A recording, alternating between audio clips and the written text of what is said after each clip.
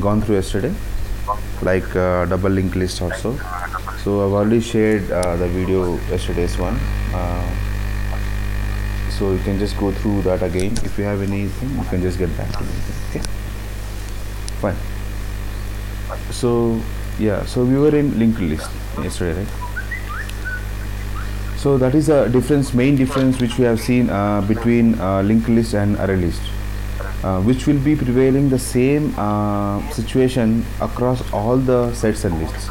As we have seen different tree, right, which is, we have seen like there were collections of lists and sets, right? So we have seen array list and linked list. If you have understood these two items, right, which is array list and linked list, right? So this behavior will be same across. Some things will be unordered, and the arrangement will be in array manner, and remaining things will be in linked list, where there is a complete guarantee of ordered set, right? So that is how these two works. And let us see more on these two, which is array list and linked list, which so whatever the methods or whatever the things which I am going to use now will hold good for everything. It will be for collection, sets, queues and maps, everything, right? We'll see more things today. Yeah, so we were in linked list now. So we have added something, and okay, so let me create multiple collections now. Let me take one more new class.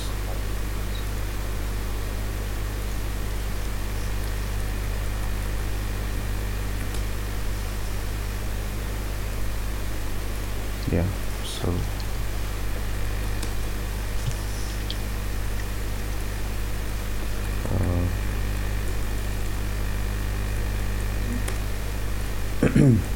dot get message. Yeah, so today we'll see like what are the different things what we have apart from the things which we have seen, like add, remove, right? We have few things. The first thing what we'll learn is we learn something called iterator. So yeah, any question? Srinath. Yeah, Hello. yeah, hello, any I'm question? hearing lot of echo. I hear a lot of echo sound. Yeah, so we'll take an array list now, where I'll be taking some string, let us say, right? And obj is equal to new array list. Right? So the basic declaration which we have seen yesterday, and we'll take one more array list. So we'll see how we can actually compare two lists. Right? Let us say obj1, let us say, or let us take obj1 and obj2 is equal to new array list, right? So here we have taken two array list. Now let me add some details on obj1, and let us say I'm adding some details like tree, right? I'll add more things. Dot add of, let's say, apple. obj1 dot add of, say, roots, right? Now, so before going into what exactly we'll be using on obj2, right? So let's understand something called iterator, which is iterator here. So iterator is something which is basically used for iterating the items, which is completely designed for collections, right?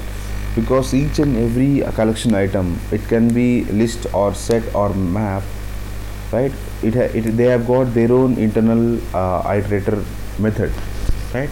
And we can use them. So yesterday's class we have seen something called for each, right? It works in the same manner, but how this works is we using this iterators, using iterator, or we have one more thing called list iterator, right? So what is the specialty between these and for each is, using these you can actually move in forward and backward. You can actually traverse through a list in whatsoever direction you want. So that is possible with something called list iterator. And basically iterator is something which is same as for each, where you can actually pass through in one direction. but iterator is implemented in list iterator with some more features called you can actually parse through any of the items in array list. So that is what is a list iterator and iterator. We'll see what is an iterator and how it works today, because we have to see how iterator works in different situations, right? Now here we are taking one array list. Let us say we have as of now consider one array list obj1, and we'll see first how iterator works on this. Then we'll move on to obj2 and we'll come back, right? So iterator is again a class under java.util package. You can see even iterator is something which is in collection item. You can see because it is asking for what exactly and each and every item will be saving. Here you can see our array list is nothing but it saves only strings, right? So yesterday we have seen something which is array list of object. If you remember that, if you remember yesterday's class, I'll show you that. Here we have seen something called object, right?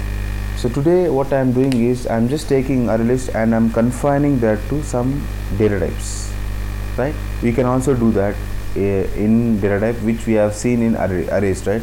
In arrays, whatever data type you mention, like int array of 10, let us say, right, which means you are actually constructing an array of size 10 of data type called integer.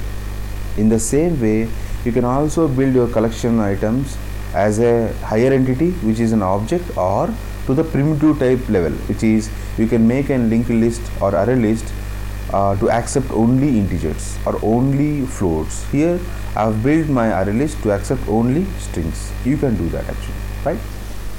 Where if you try to add something else, let me add something else here, obj1 dot add, right, of let us say 3, right? So you can see here it says, yep, this method is used only for string and int is not allowed. That is what it is saying, because again we are creating something called restriction here, right? All the methods will become as a string. You can see here when I say add here, you can see the method became add string, right? This token is nothing but string. Again you can see add of again string, add all of again. We'll see what are the add all and all, right? You can see everything changed to string. Now let me just change it to int here, which is like integer, right? And now see, these things will give an error that obj1 needs only integer and it is not applicable for us. And now when you go to add, you can see automatically that my array list obj1 will accept only integer here, in the same way integer here and integer here. This is a basic basic behavior, I can say, behavior of something called generic classes. So once the collections is done, we'll be learning something called generic classes. There you will be getting more information of how this is restricting this data type on something called collection item or a set, right? So it works on everything. If you say float here, again if you go to adding something, you can see it automatically changes to float. So that is how collection item works, right? So restriction, you can restrict anything and it will allow only that. It says not applicable for arguments called string. You have to enter only floats, right? It works in that way. Now anyways, even if it is restricting to some data type, right, but the internal process will be same as, or arranging or memory allocation, which is dynamic, will be same as collection items, right? If I am creating any array list of type float, let us say, right, the only condition will be we have to add or we'll be retrieving only float values, but the dynamic increase of memories, right, or the arrangement of array list in array manner or linked list in linked manner will be same across all the things, right? Even it can be string of float or boolean or anything, right? It will be same. Now as we have taken something called string, so we have to give only the string values here. Let's say I'm giving some thing here, right? So that is what we have defined, something called different primitive type or any user defined data we can give. We'll come to user defined data. Now here iterator, you can see that this iterator is mainly actually points to each and every item of your array list, because as of now we are considering here to actually work with array list, right? We want to iterate through items of my array list called obj1. Now here, so I know that we know that in this array list each and every item will be of type string, so that's why we can mention this enumerable thing as string, right? My iterator, I'm building my iterator of type restricted to string. Now let me take it as iterator is equal to, so here you will never be able to instantiate iterator. You can see if I try to instantiate this iterator, right, you can see that it is an anonymous data type because it's a complete interface which is implemented in some classes. So now how you can actually use this iterator is, every collection item will have its own internal iterator, which is, if you see here, it says the iterator, and it will return you something called, here you can see that, yeah, it says array list have got its own iterator, and this will return an iterator type string. Why? Because we have defined array list of type string, right? So now this will give us the whole iterator items. Now this iterator have got a complete hold on this. Now how can we actually iterate through each and every item is this way. So you have some internal function of iterator called has next. So this will tell you whether there are more elements to parse on or iterate on. Okay, so if it is, then what it will do, it will go in, and let us say I'm taking some string here, and let us say I'm taking a str item is equal to, I'll say it.next. When I say next, which means the next value, if it is at a first pointer, that pointer value will be returned. And let me print that item. This is out of lstr item. So now we have printed that here. Now I'll explain you how this iterator works internally, how actually iterator is using something called pointer to actually return the values, right? I'll show you that. Now let me run this up now.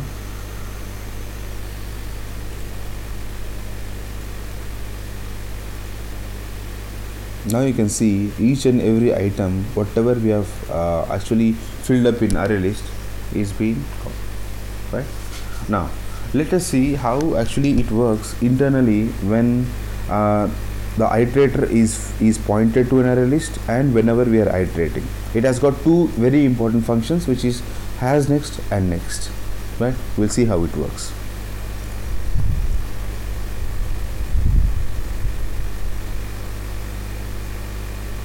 Yeah, let me take this up.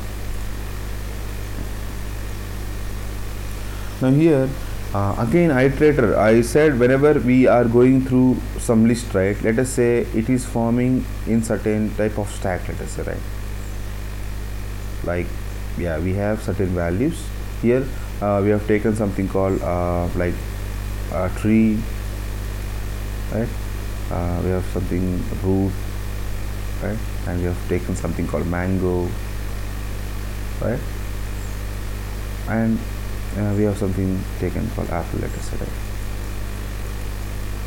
and let us say we have one more value which is xyz. Fine.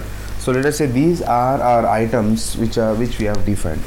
So don't worry about the sequence here because we have defined a reverse way, but it doesn't matter. Now let us say this is my one of the list, right, one of the list item. It can be an array list or a linked list or anything. Now, so whenever you actually point your array list iterator to something called iterator token, right, that will be pointing to the first item, and it is not the first item, it will be pointing to the starting point of the first item. This is what it is. Here it will be pointing. Now whenever I say iterator it.has next, which means it will check whether this is the location which it is pointing to, and it will check whether there is an item next. Now you can see, yes, there is an item next, which is, we have checked something called it dot has next, right? So this method will actually give you whether this has next is true or false. Now you can see that from here, as compared to this position, yes, we do have next, which is nothing but xyz. Now whenever I do something called it dot next, right, it dot next, which means I am actually moving this pointer from this position to next position. The next position will be here, which will be start of the second item. Now whenever I do next, the pointer will be moved internally from this location to the next location, and this value will be returned. So next will actually return you something called the first item here, which is, we are capturing it in something called item. Now we have printed this item. Now xyz got printed now again. So we have defined this in something called loop, right? Now it get backs again. It says it dot has next. Now my pointer is here, iterator pointer. It will check whether there is a next value here. Now yes, this pointer have got a next value called apple. Okay, go in and do it dot next. When it does it dot next, the pointer again will move from here to here, and the latest item, which is nothing but apple, will be written. Now it will be captured on item, and this will be printed. Same way goes to next. So here it will check whether it has got next. Yes, this has got next. Now if it has got next, enter into the loop again next, which means this pointer will be moved to the next startup value, and mango will be returned. Same way it will check whether it has got next. Yes, if there is a item here, then move to next pointer using the method called next. Yep, and root will be returned. Same way, check out, move to the next pointer and return the item. Now here again it will go back and say it has next. Now there is no next value here because there is no memory space here. So that's why what happens, it will give something called false. It dot has next. It will check if there is something. There is nothing, so it will give you something called false. That's why your while loop will be terminated here, and it will come out. So that's how you are getting all the possible values. Whatever you have defined in your collection item will be returned automatically. So that is how iterator works. And this iterator is same, this behavior of iterator is same for complete collection items called lists and sets. Anyways, we will write iterator for multiple items when we come to different items again, right? So this is nothing but your iterator, right, which we have seen something here, right? And this works in the same way. As next, okay, if it has got next, as next, and get the values and print the items. So that is how it actually goes through and prints it. Fine. Yeah. So now here we'll see something which is we'll define the second array list now. Right? We'll be using the same array list anyways, but we'll define second obj2. Now let us say in obj2 we have some items called again tree. We'll take some common items. We'll say obj2 dot add let us say we have taken as grapes, right, and obj2 dot add okay, let us say we have something called stem. Some few things which are common and few things which are not common, right? This statement. Now okay, so we'll see some new behaviors in this. Now we have got two different collection items, which is an array list 1 and array list 2, where we have few things which are common and few things which are not common. Now firstly we'll see something called obj1. So we will be working on focus to obj1. Whatever we are affecting will be obj1, let us say. When I say obj1 dot, right, let us say I want to use something called add all, right? we have something called add all. Now this add all needs, you can see it needs something called collection, some other collection. Let us say I'm mentioning something called obj2, right? Yeah. So what I have done is I have taken obj1 and I have said add all of obj2, right? So let us see, and anyways we are iterating through obj1 here. Now let us see what happens when we run this up. You can see here when I run this up, right, you can see it adds everything whatever we have got here, right? It won't check whether there is an item over here or not. It is something which we are adding two different collection items. So we can use something called add all in order to add up all the items of your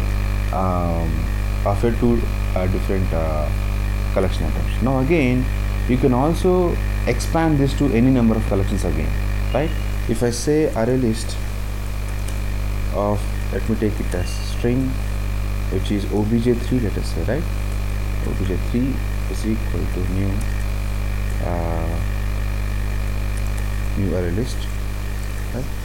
Now here let us say obj3 dot, I'm taking add of, right? Let us say I'm taking this banana, and let us say I'm just taking one more item, which is, let us say 1 2 3 4, anything. I can take anything, right? Now here you can see here this will actually return you whether it has got added or not. Now obj1 has added everything called obj2, right? Now here you can see, if I do obj1 dot add again, right, add all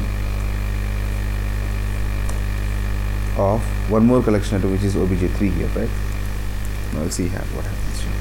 If I run this, you can see the old items were till mango, and the new items, second array is got added, tree, grapes and stem, and again this got added. Now in this way you can add the multiple collection items. This is same for all the collection items as such, all the lists and all the sets we have, right, which is add all. So this is nothing but clubbing up multiple collection items into one set. Now obj1 completely got changed into this, right? So that's what it is. We are actually changing the complete memory of obj1 to add everything. That is what happens, right? Now we'll see few more things. Now first we'll see something called obj1 dot, we have something called remove all. Now we'll see what does the remove all do, right? So this is something which is clubbing and comparing things, which we are checking out now, right? obj1, let me just take it as obj2 first, which is here we have something called obj1 and obj2. Among these two, one item is common, which is tree. Tree is common in these two. Let us see what exactly we get on obj1 when we actually remove something called second collection, right? Now let me clear this up and run this. Now you can see here whatever was a common got removed, right? Remove all in the sense the common items will be removed, and you can see the remaining items being pasted. Now if you want to extend it to one more item, you can do that, right? Let me just add an apple here on second collection item, right? If I run this, you can see all the two, tree and apple, got deleted from here, which is tree and apple got deleted, and the remaining things called roots and mango will be pasted. Now you may be getting a question that, so what happened to something called grapes and stem, right? Now here what we are doing is we are actually trying to remove all from a collection item called obj1. Whenever you apply remove all to certain collection item, right, so this will be applied only to the current collection item, but we are using obj2 as a reference to what to remove from this item. And in this reference you can see that few things are common, which is tree and apple were common in obj1. That's why our JVM removed everything whatever was common, which is tree and apple, and we got only roots and mangoes as a output. That is nothing but a remove all. Now we have one more item called, Okay, Srinath, I have a question. yeah, sure. Hello, Yeah, yeah, Ujjwala here. yeah. So what if there are no common items in the both objects? If there are no What common will items, happen? okay, fine. So let me just Will write, yeah, just right? Is that what you mean, right? Yeah. yeah. So if I run, all the items will be pointed. Yeah. So if there is an item, it will be removing. Otherwise, you'll get all the items, right? Because if you are using remove all, oh sorry, I didn't remove all. One second. Okay. And Right. one more question. Sure. In the uh, first line of that array list string object one, new array list, Okay. we have to declare the string type in the instantiation also, right? You have to declare. I mean, if The you string want to type. restrict this array list to only strings, you have to declare. I can also create array list without anything actually. I can declare array list. I don't have to give anything here, right? I can just say obj, let us say 5 is equal to new. I can also declare in this way. Right? There is no. But only thing is this will again give you a complete object type again. Fine. No, because I'm also writing a program with you, and it is giving me an error if I write like this. It is saying that I have to write string object, means it will be typecast. You wrote the program in this way without giving anything. Yeah, the way you have written down there, object 1, object 2, object 3. Okay, it is giving an error if you are writing in this way. Yeah, it says add cast to array list string. It's not allowing me. So is it? So which version the of version Eclipse you are using, Ujjwala? I think it's SDK 5. Sorry. It might. I think It it is is 6 or 5.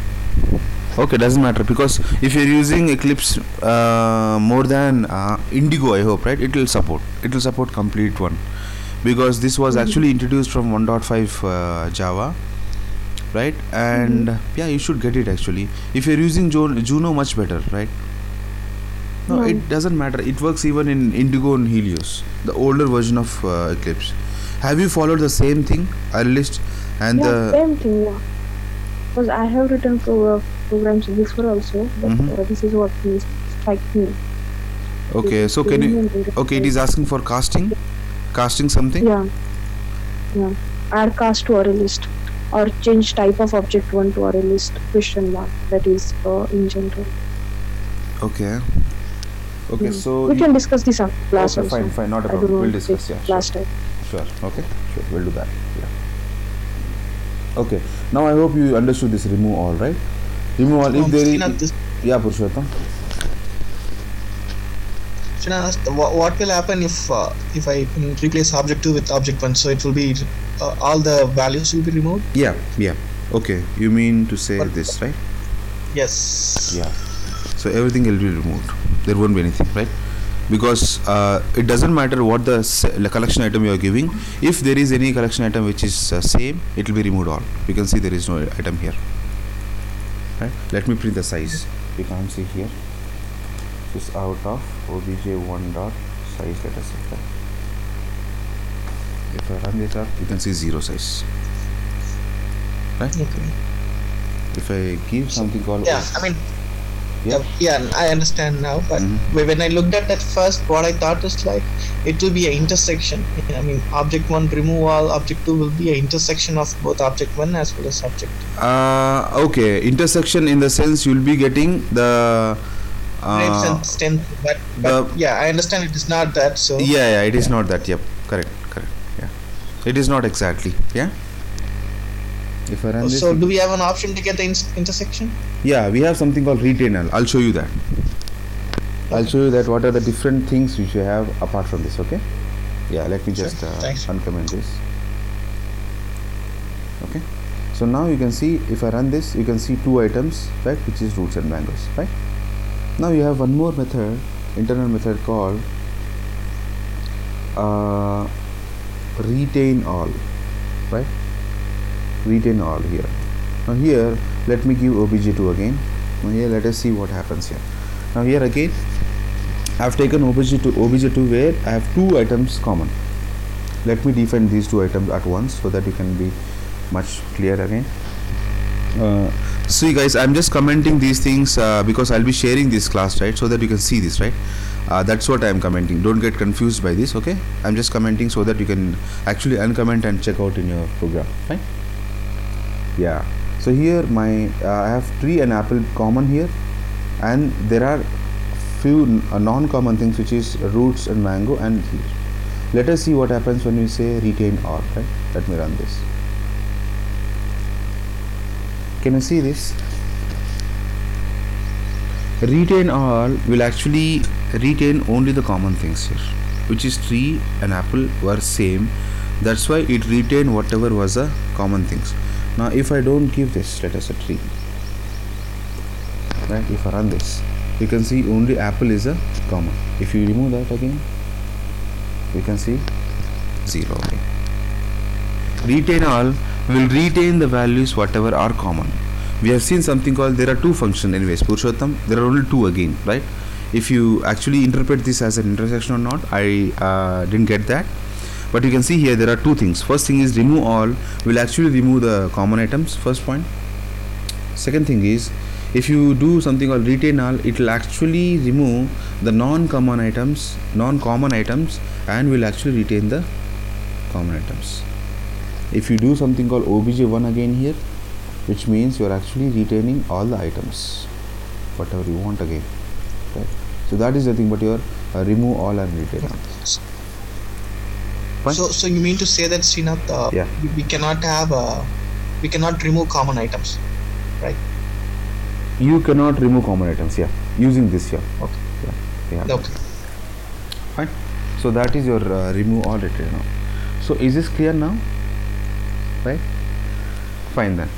So here, so that is how we actually see something called, combinations, I mean clubbing and comparing two things again, and we'll come up with more things in forward classes, right. We'll see what exactly we can do among the array lists again, right. Now here there is one more thing in here. So I was talking about something called string here, right. So I said till now, I said whatever you can define here is something which is already, the tokens we are using from Java, like strings, integers and all. Now we can also define our array list, our generic class of array list, with some user defined classes too. Now let me create one more class here. I'll show you that, because in real time you will be using that. Let me take it as CLS cos3, yeah, and let me create one class, student class, CLS, let us say student class, right. So let us say in this class student I have two integers, or so two variables, like in let us say lint roll number, right. I have, let us say, public string lstr name, and I have public, let us say, int age, right. lint, let us say age.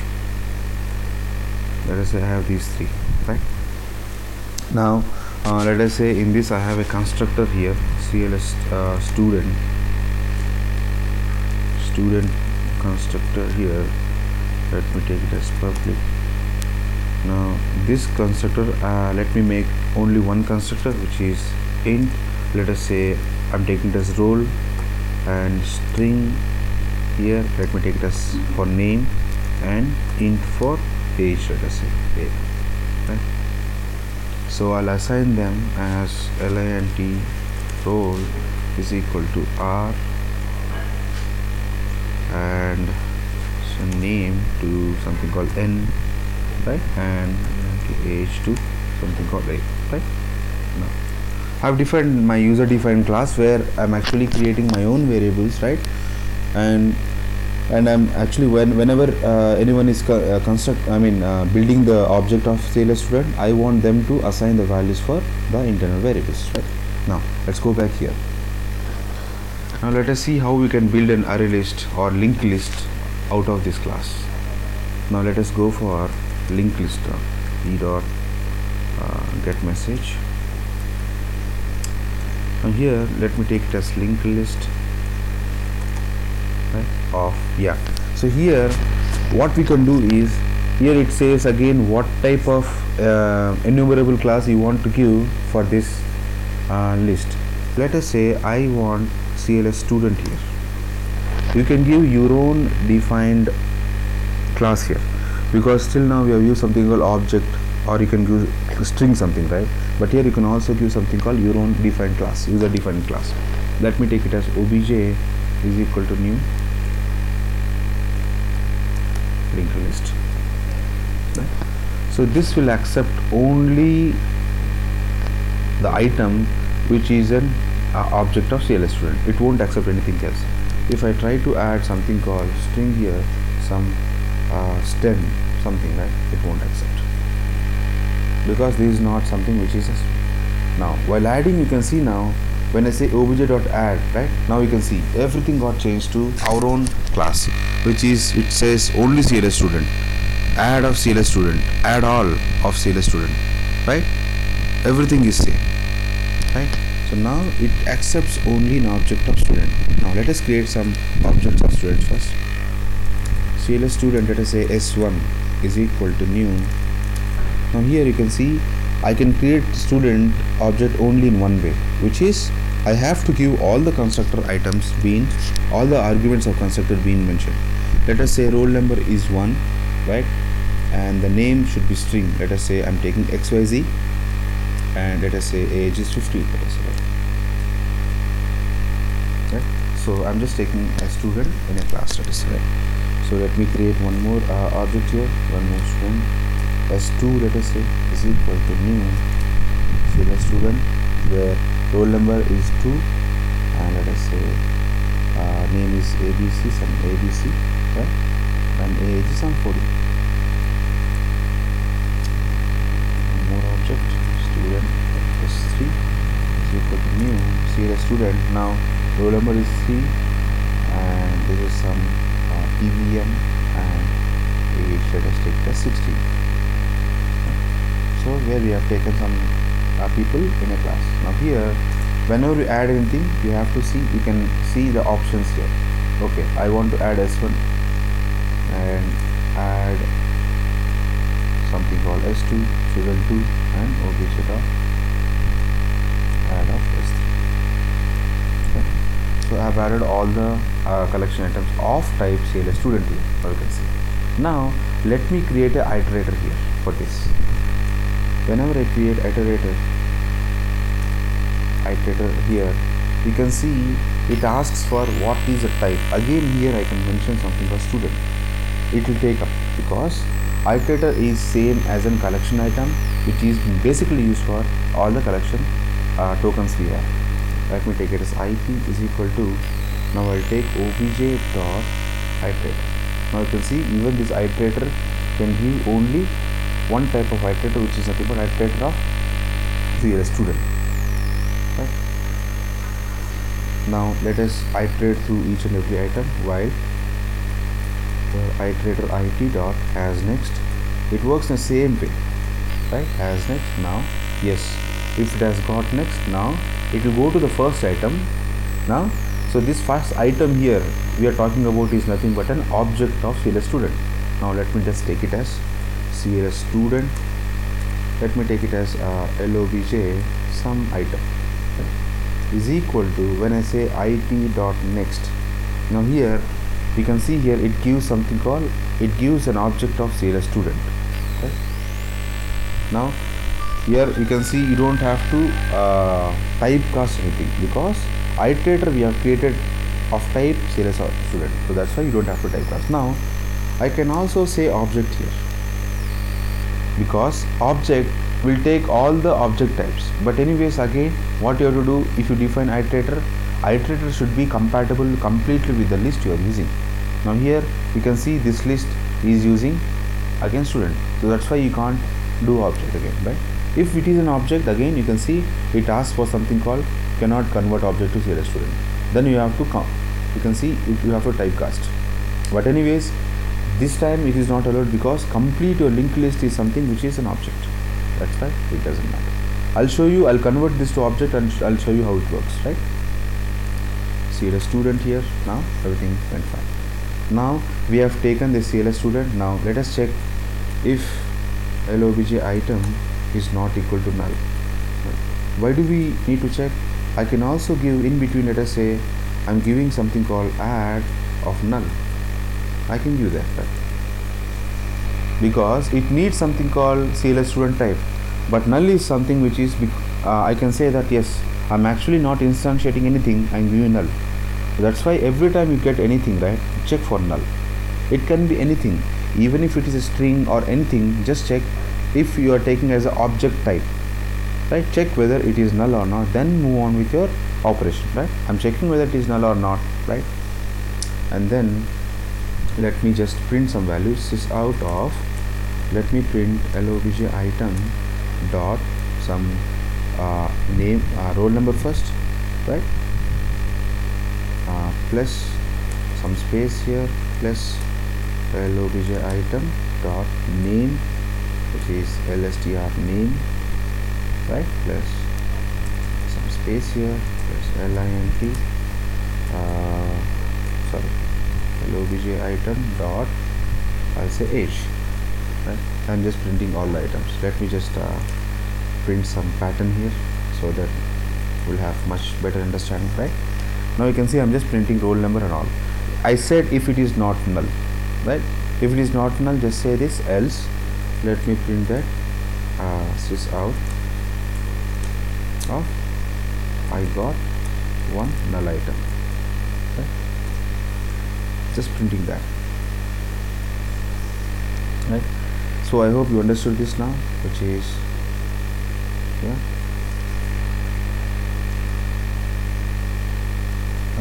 So we have taken this print, and so for each an iterator we are just printing what are the values we have got, and if it is null we are just printing that yes, this is not the correct value. Now let me run this up first. Oh, sorry.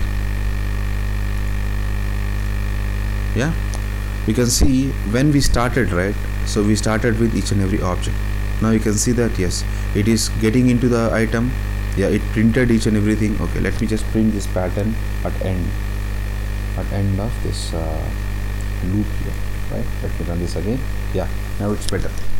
Now the first item we got is x1 xyz 15, which was the first one, and the second one we got is I got null because we have added something called none here, right? And then we have got a s2 item, which is nothing but your second one, which is 2 abc 14, and third item, right? This is how you can actually define your own list or set. It can be again a set, right, with your own user defined class call. Here we have taken some user defined class which is CLS student, right, and we have iterated through each and every one. So that is how it works in user defined. You can also change it to array list, doesn't matter at all. Make it to array list and make it to array list, right? Will work in the same thing. On this you can see it's on the same thing. We'll get the same output as such, right? And we'll be using the same classes, same examples for even for our other things called sets, right? We'll be using that. So this is how you use user defined thing. Now there is one more thing in here which is very important. Let us say we don't know what object is here, right? Because in array list there can be one more doubt here, which is as of now what we are doing is we are restricting this array list to say only one type of class. Now can the same array list allows multiple type of classes, right? Because whenever you mention something called object here, right, object here, right, which means this array list can actually take anything, right? It can be an object of student or it can be anything, which means I can take this as object. Let me just convert this and show you how it works. And obviously you have to typecast it, which is, let me take it as, now let us rerun this. So let us say this student, right? Let me create one more class. This example is very important. Let me take a CLS something called office, right? Let me take an example of office here. Let me take public in, let us say LINT employee ID, emp id, let us say, and public string, let us say lstr employee name, right? So we have two items here, and then we'll just say cls office constructor public, yeah. So here we'll accept two things, which is int id I, let us say, and string name, employee name, let us say n, right? Now we'll assign these to our lint employee id is equal to I, and our lstr name is equal to n, right? So we have created a simple class of office where we have two variables, which is employee id and name. So our basic goal here is, in a same array list, how can we embed different objects and how can we iterate through them. So here you can see that we are iterating through different items, right? But how does we know what is a type? We'll see that, okay? Office cls office of this type. Now let us go back and create a few more objects, which is cls office here. Let us say o1 office 1 is equal to new office of, let me just take 1 2 3 is id, and let us say emp1 is my employee name.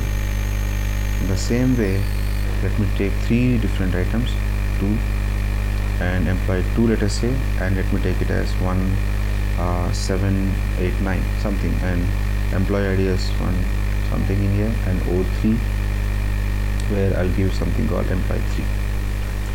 Now it's much better. So we have students and we have offices. Now let us add office again, dot add. So now you can see everything got changed to object. Each and everything, whatever you define, can be taken here. You can see all the possibilities it will give. Let us say I'm taking o1, which is office 1 dot add of o2 here,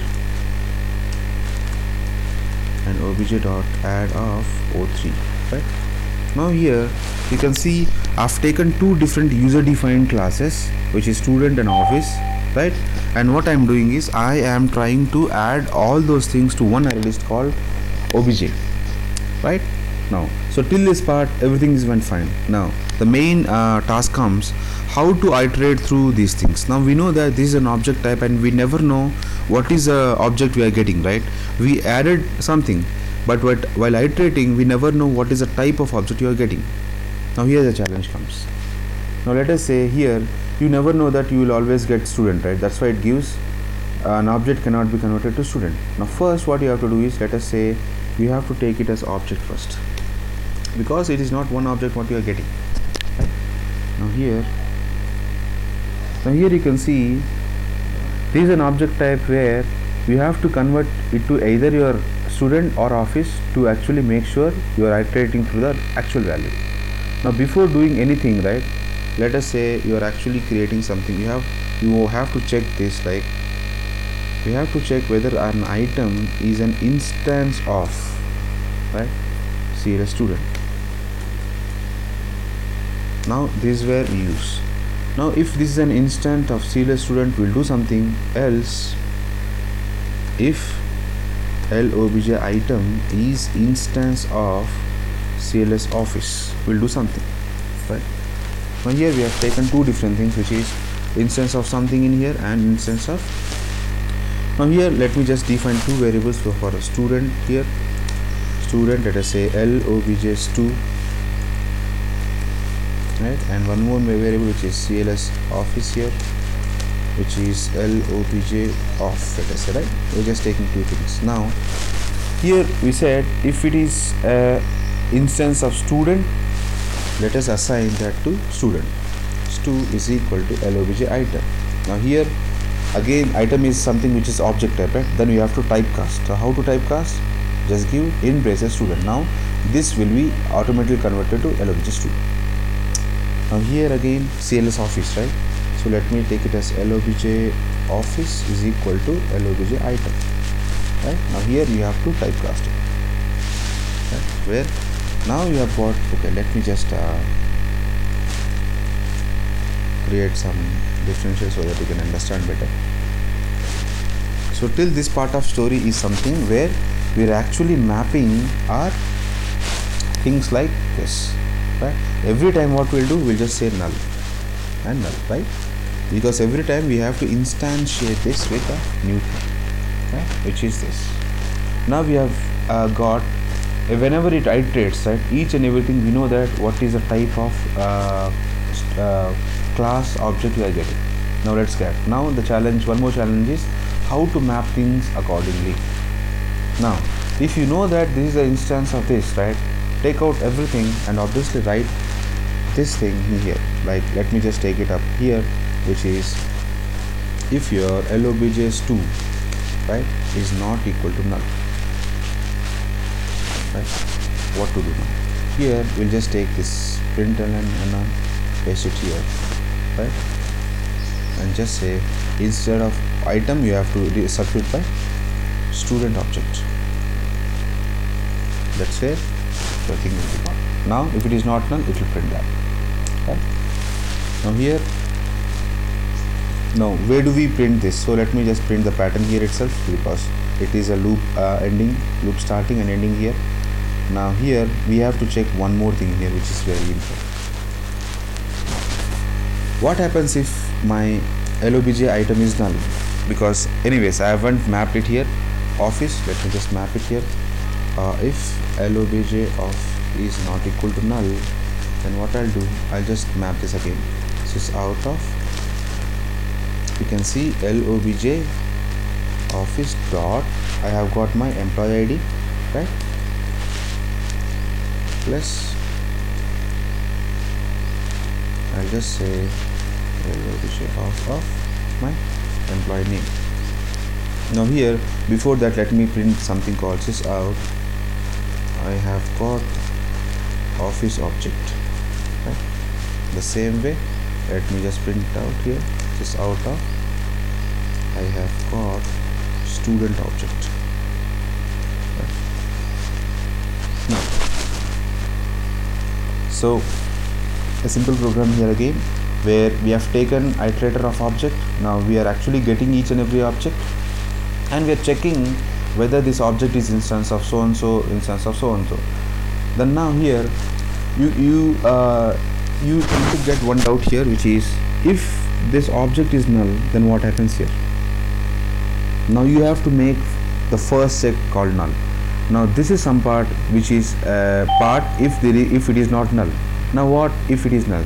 So that is the point where you have to check something called if lobj item is not equal to null. If it is not equal to null, then do everything, which is, let me just draw it here. You can see if it is not null, then I am actually printing up everything, right, which is this. I'm just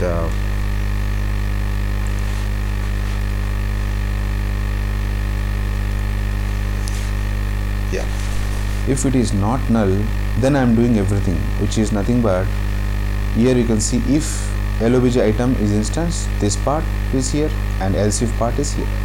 Now if it is null, then just say else, just say this out of got null, just say got null. Now the program is complete, right? So this is how you actually map it. Now let me run this and show you whether it works. Now you can see here, right, it says I've got student object, right, and student, and second item we have added something called got null, right, that's what is null, and then I got student object second, third, and then office objects, which is this and this, right? So this is how we map. Again you can yeah, this is Purush. Yeah, Purush, yeah. I have a question. Sure. Srinath, if you are going to have a loop, like, can you just scroll down? I'm sorry, if you don't have? Yeah, can you just scroll down? Yeah. We already have a loop, right? I mean, to check whether the item is not null. So if it is not null only, it is going to come in, right? Then No. We are not checking not null here. We are checking whether it has. The next one. No, the next one. If yeah.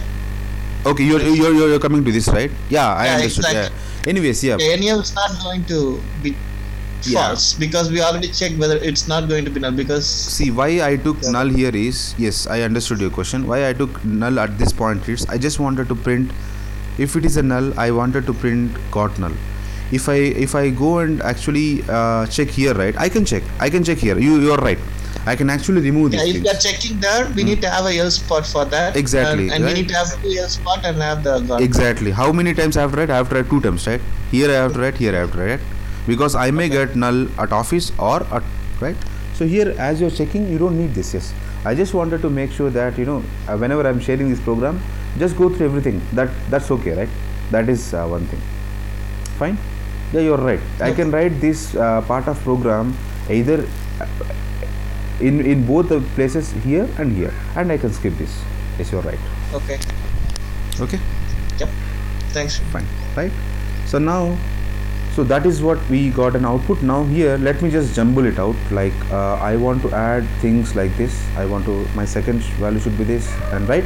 This is when we can actually, we don't know what object is at what place, right? Now we don't know. While adding, we know that which object is what, like student, null and all, right? Now while iterating, we never know again, like which object is at what place, right? Now you can see here, let me run this up again, right? Now you can see I got a student, I got an office, got null, student office, right? Now the program will never break now, right?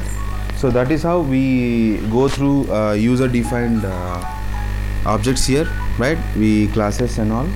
Now again, if there is there is one more point here. Let us say you are actually you got something which is out of the scope. Out of the scope in the sense, let me take an object of CLS, some other class calls, let us say, right? Calls something which is some, let us say, foreign object, FO is equal to new something, and what I did, I added it somewhere in between, which is not expected one, FO, right?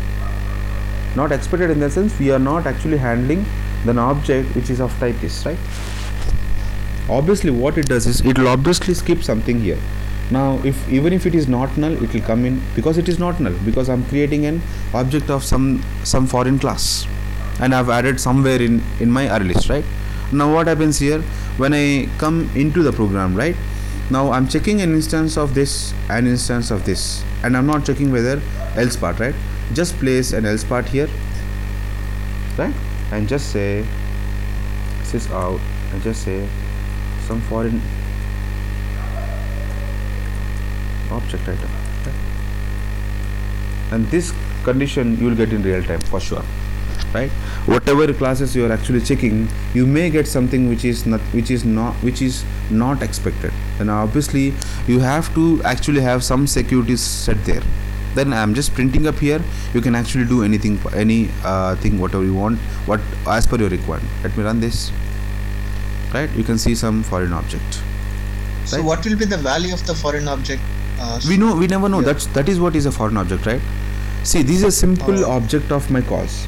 I don't know, somehow it got added into my object, because see, there won't be one developer, right? There won't be one developer for the complete application, right?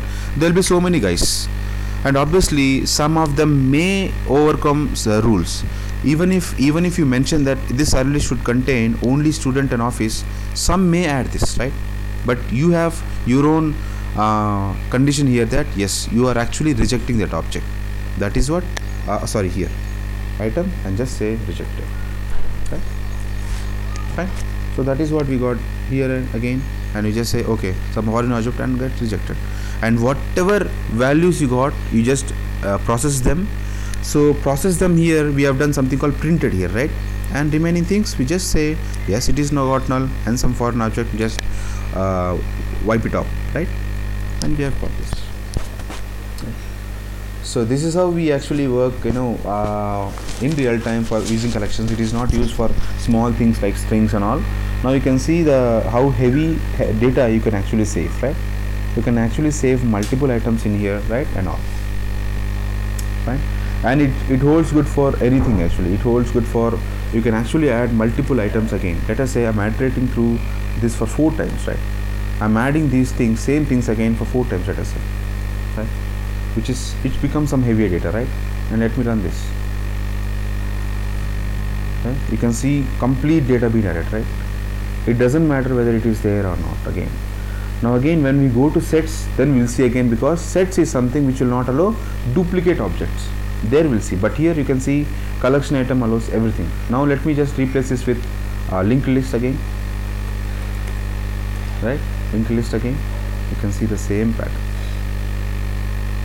Save it up, clear this and run, right? Same pattern, it gives foreign item rejected and all, right? So that is how you actually work with collection item, and this will be same for all the collection items again, all the behavior of this, right? So that is what is main difference. So we'll move on with the remaining items of collections again in upcoming classes, right? And we'll see what we can do on them. Fine guys, if you have any doubts you can just buzz me up tomorrow, right? We'll just clear up. I'll share this video today itself, right? Just go through this. I'm sure that you will be getting more doubts, right? Just show me those doubts tomorrow. We'll first clear the doubts and we'll move on with class. Fine. Okay then, so let me